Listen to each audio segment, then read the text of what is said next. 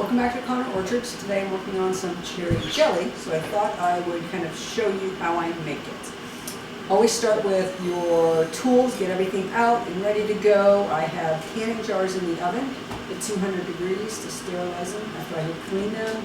The canner is warming up so the water will be at a boil when I'm ready to go. I have my funnels out. I have two. This is the one I've always used, and then my sister was nice enough to gift me this one, and it actually has the distances from the top here on the side that you're supposed to do by. I am so used to this one that every time I use this, I overfill it. So anyways, this is great if you're starting out fresh and you want it and you need to know where you're at, quarter inch, half inch, up to 1 inch.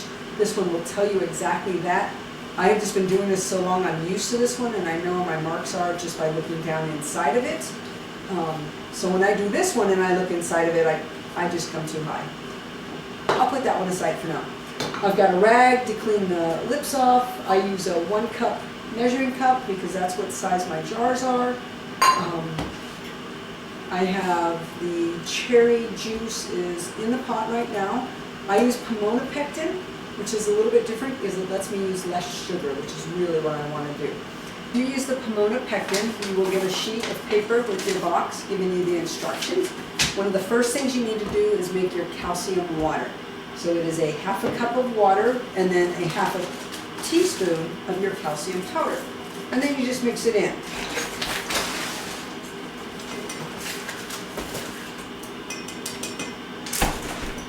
And just pour it into a jar and then shake it. Going. Almost probably start this again. Is that bad? Okay, Ed had to come in and put some wood in the fireplace. So I pour it into a jar, get a lid on it, and then just shake it. And then that gives you your calcium water. If you have leftover, just put it into the refrigerator and it will last you 3-4 months. It'll actually stay on here how long it'll last. So that's step one. And you figure out what you're going to be making. For me, it's the jelly. And I'm going to add 4 teaspoons of the calcium water for every 4 cups of juice that I'm doing. All right.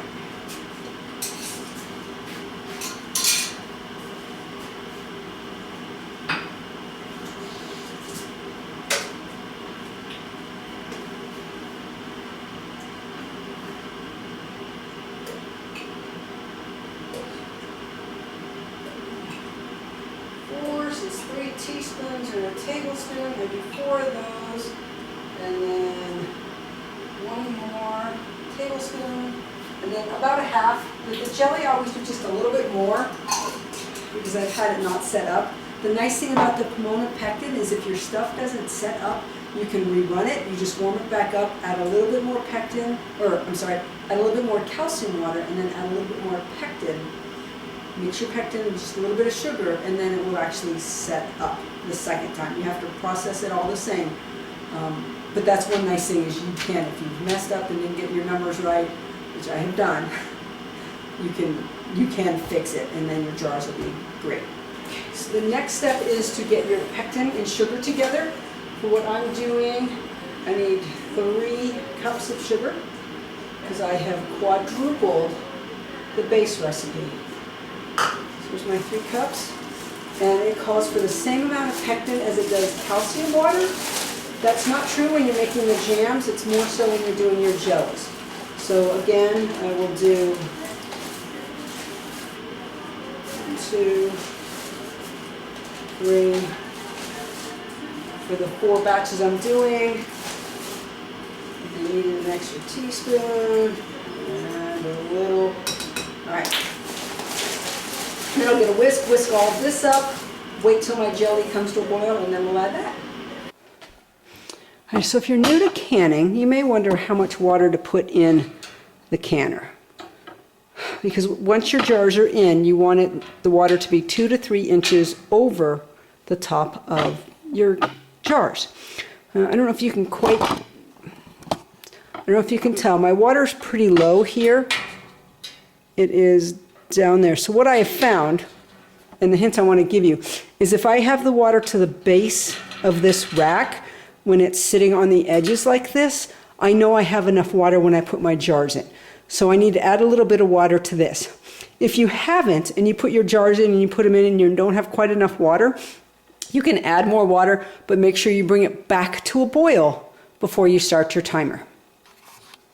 All right, here is the cherry juice. It is coming to a boil, which means I get to add the sugar into it next.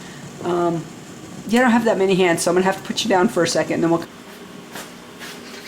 All right, just add the sugar and the pectin a little at a time, and kind of stir it. You will get a foam, especially with jellies, because it's just juice. That I will scrape that off before I put stuff into the jars.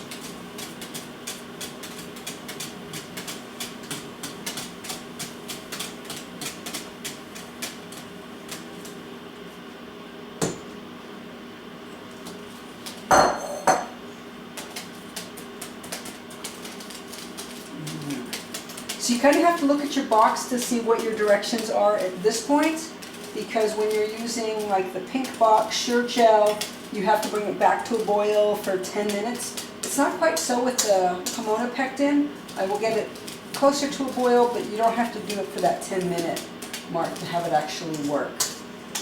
I just like that I get to use less sugar, because I think there's too, I want to taste the fruit.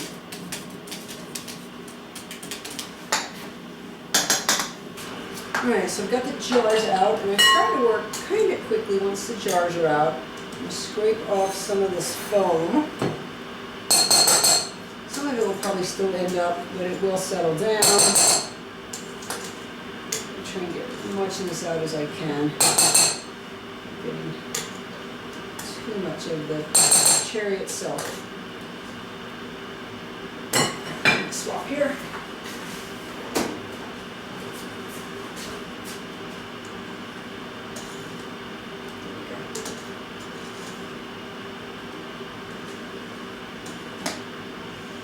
And the nice part is you can always throw this on top of ice cream if you want. So you don't have to lose the foam. It just doesn't work as well in the jars. It doesn't look as nice. So we try and get it out. And then Wyatt will just come in and munch on it as well. So I do use cane sugar whenever I make my jellies and jams. I have used honey in the past, and that does work as well for some folks that are really trying to stay away from sugar. I have not used the monk fruit yet on any of the jams, though I have put it into the hot chocolate mix. I may have to try that, because I know a lot of folks are really trying to stay away from sugar. We don't do a lot. I eat a lot of apple butter. It's my favorite.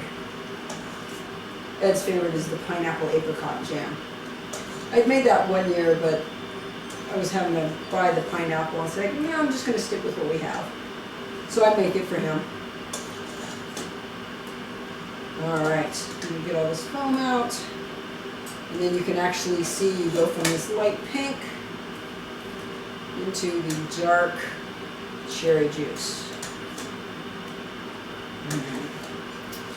Now, you just fill up each jar. And since this is 1 cup, it actually works really nicely for me not having to go back. I can usually make less of a mess. Not always. Not always. Sometimes I do rush a little too much. That does happen.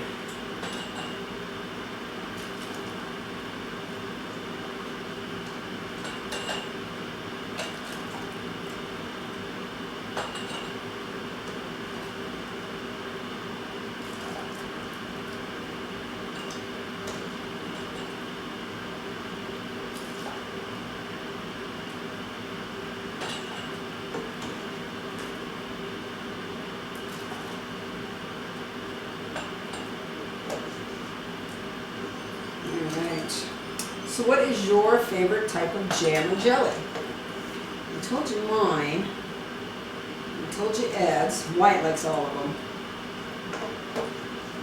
I think he really likes the cherry. And when I was making the lavender apple jelly, really like that. I haven't made that. I need to make some more of that one up again. Last year was 2020. What can I say? A lot of things just didn't happen that normal do.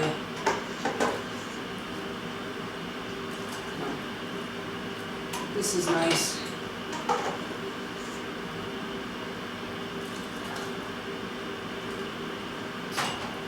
I'm excited for farmers markets again. I'm excited to see everybody.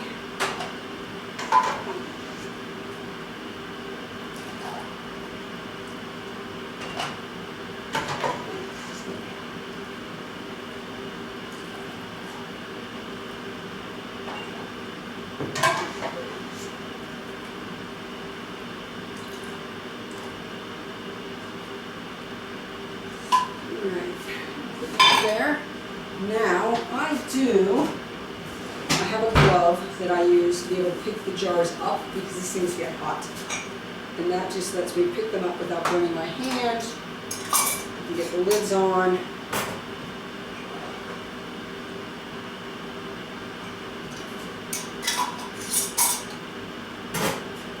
Because I did do this a long time without that. A little bit more than this one.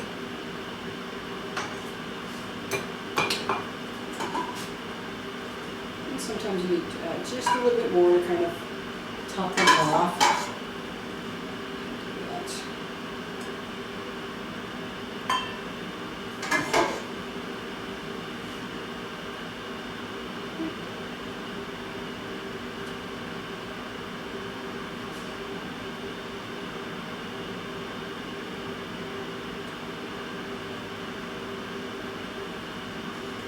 Go.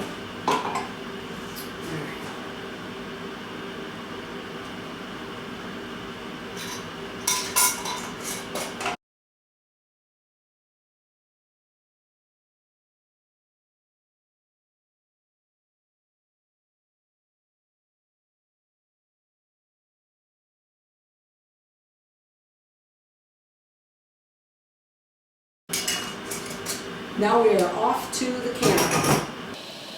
All right, the jars are now in the canner. That will come back to a boil, and we will get the lid on it and get going. So the jars are in the canner. It's back to a boil, and now for me it is 15 minutes. I am 6,000 feet above sea level, so I have to add 5 extra minutes to my boil.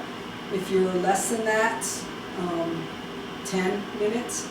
We're right on the edge of whether I should be doing 15 or 20 minutes, but because we're just a touch under 6, that's the break-off point for adding an extra 5 minutes. So we do the 15 minutes, then I will pull them out. We will put them onto a cutting board with some towels, let them cool off, and then we will have some cherry jelly. All right, so your canner.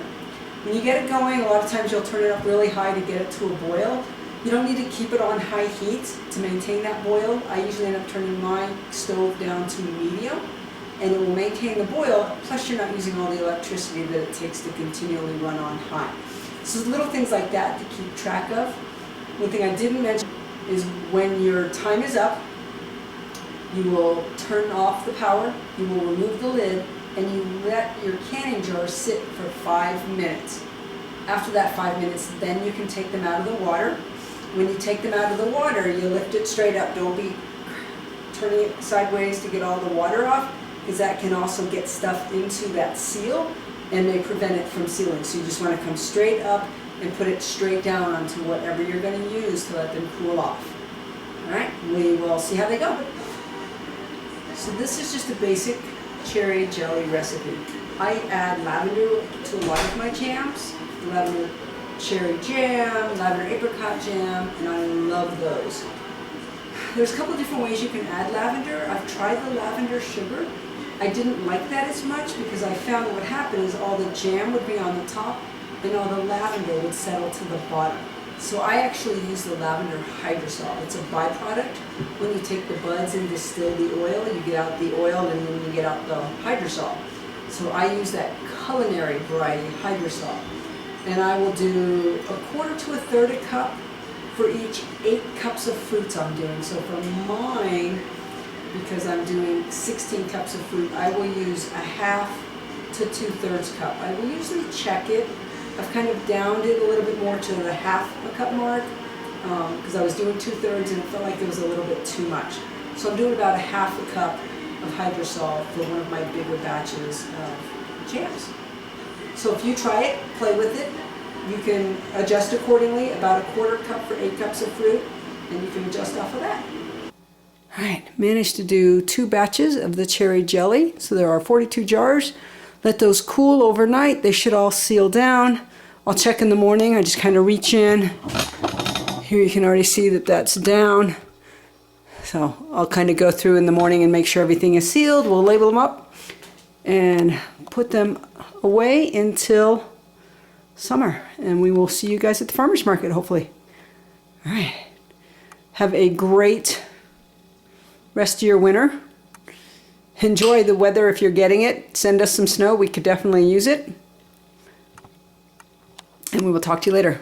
Thanks for watching.